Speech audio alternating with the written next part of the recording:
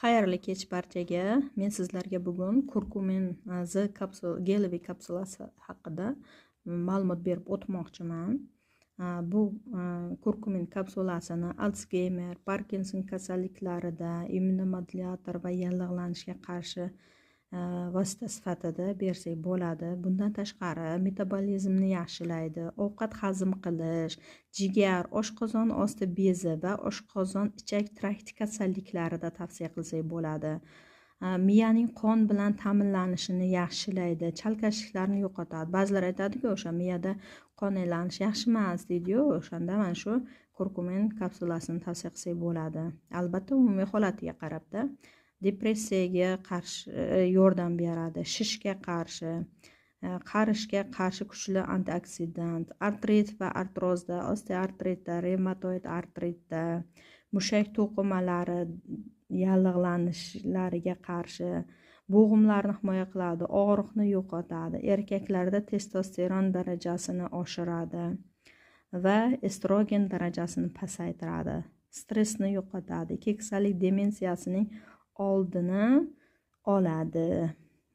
Bundan tashqari aniq antibakterial va virusga qarshi, sog'lom to'qimalarga zarar yetkazmasdan xavfli hujayralarni maxsus yo'q qilish qobiliyatiga ega. Ya'ni masalan kista bo'ladi bosh miyada yoki matkalarda kista yoki boshqa joylarda kista bo'ladi, o'shanda mana shu kurkuminni bersak bo'ladi. Bu yuqoridagi fikr aynan mana shunday holatlarni aytyapti-da. Bundan tashqari, ya'ni ushbu birikmani muntazam ravishda iste'mol qilish artrit va artroz rivojlanishining oldini olishga yordam berar ekan. Qarang, hujayralarning insulinga sezgirligini oshiradi. Buning natijasida anabolik ta'sir kuchayadi va bu gormonning ta'sirida o'sha inson o'zini tetik his qiladi.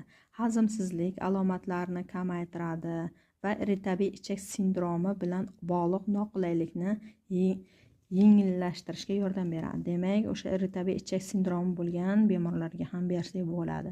Surunkali kasalliklar xavfini kamaytiradi. Yurak kasalligi va saratonning ayrim turlari kabi turli surunkali kasalliklar bilan bog'liq bo'lgan tanadagi yallig'lanishni kamaytirishga yordam beradi. O'simta rivojlanishini oldini oladi. Ko'krak, o'pka, qon, oshqozon osti bezi, ichak, teri, suyak iligi va prostata saratonlarini davolaydi. Ko'ryapsizmi? O'sha rakni ham oldini oladi.